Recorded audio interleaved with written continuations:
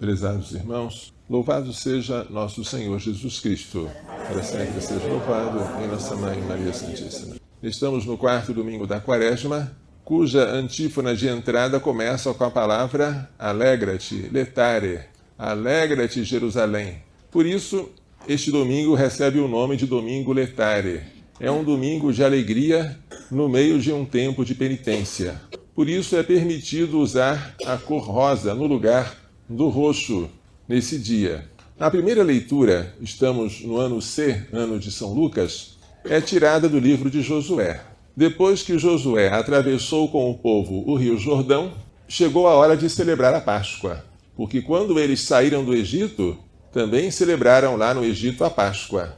Agora que eles já chegaram à terra prometida, a terra de Canaã, vão celebrar a Páscoa novamente.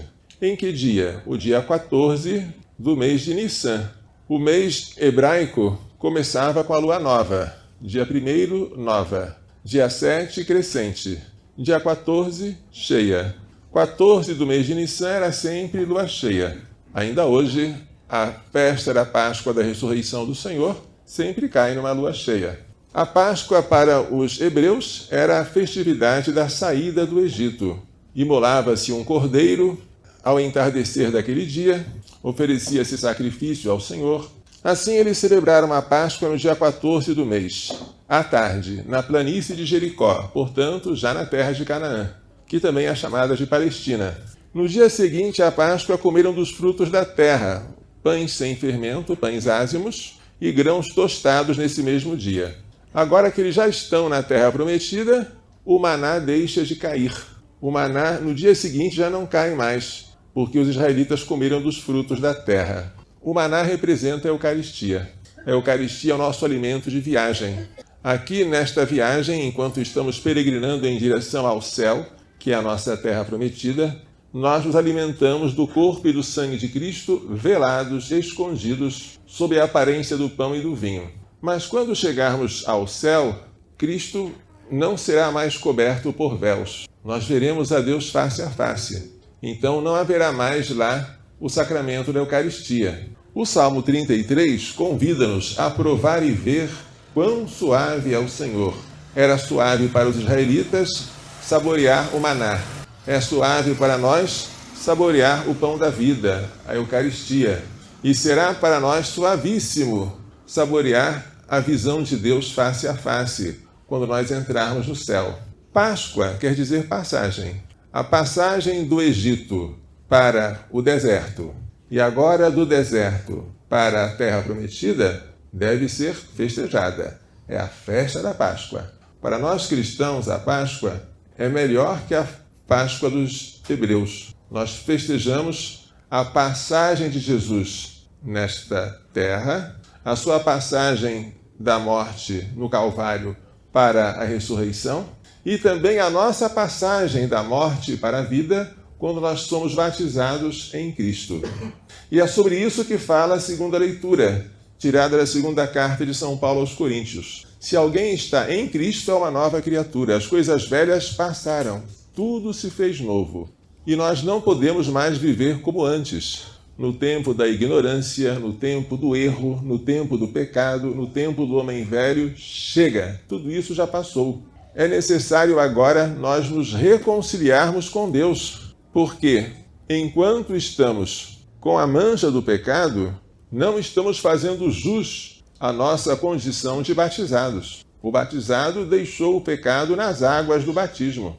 Por isso São Paulo diz, em nome de Cristo nós vos suplicamos, deixai-vos reconciliar com Deus.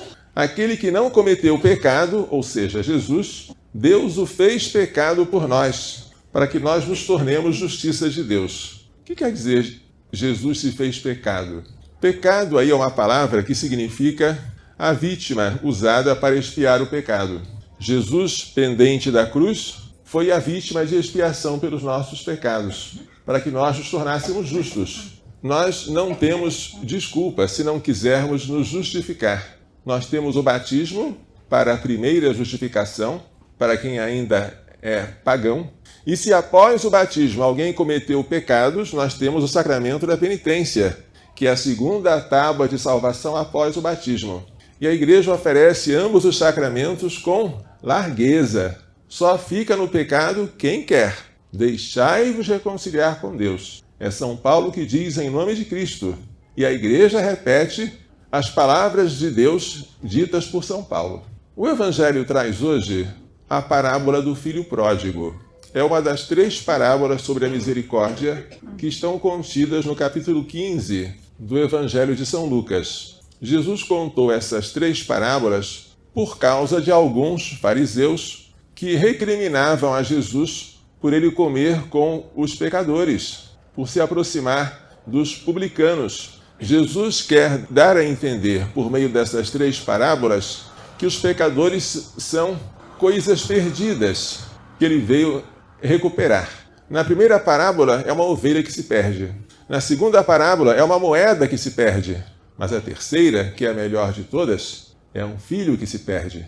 Se por uma ovelha o pastor se alegra tanto, se por uma moeda a dona de casa se alegra tanto, que dirá por um filho que foi recuperado?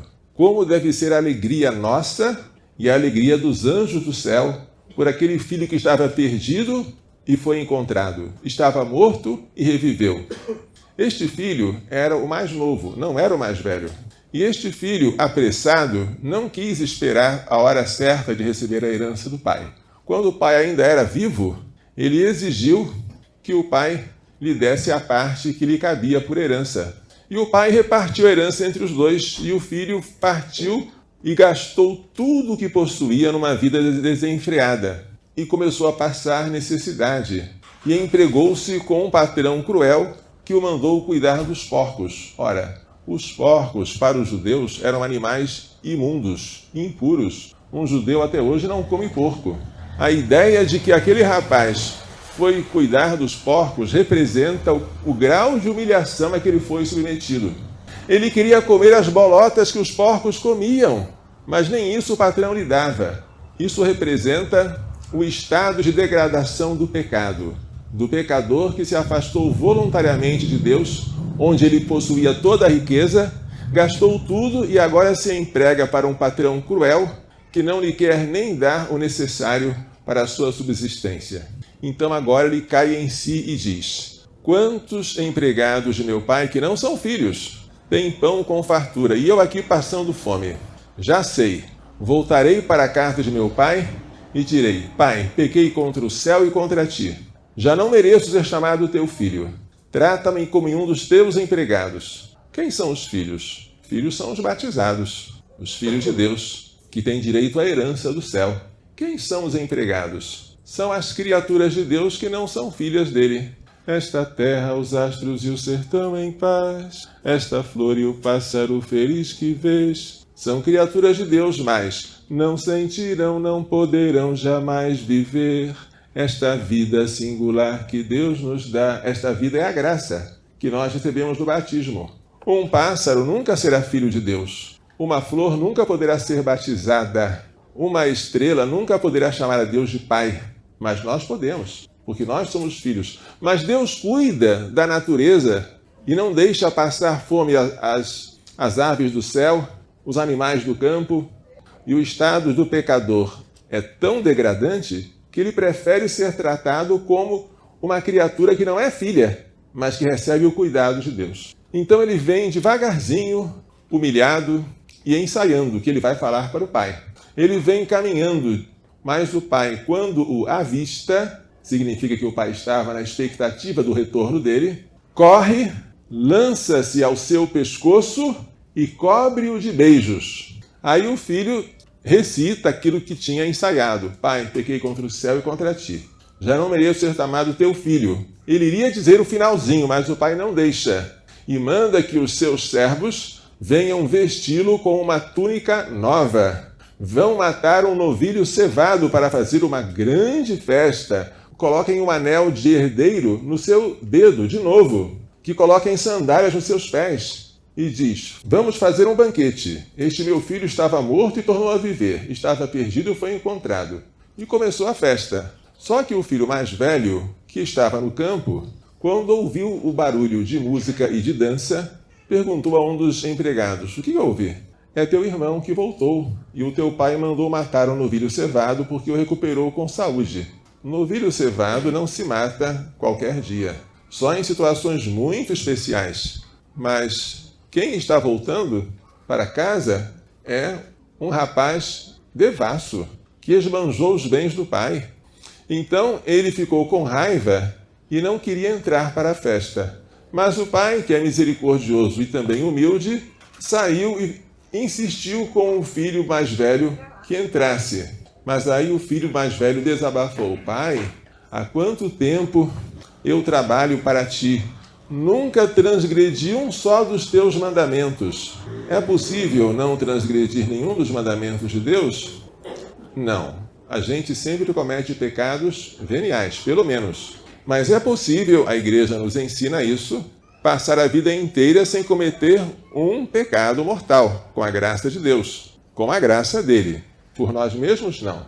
O pecado venial é inevitável. Vamos lutar contra ele para sempre. Mas o pecado mortal, se nós já o cometemos, que Deus nos livre de cometê-lo novamente. Podemos passar a vida inteira sem praticá-lo. Pai, eu nunca cometi um pecado mortal. Nunca saí de casa. Nunca esbanjei teus bens. E agora esse teu filho, que gastou teus bens numa vida devassa, para ele tu matas um novilho cevado. Ele não chama mais meu irmão, chama teu filho.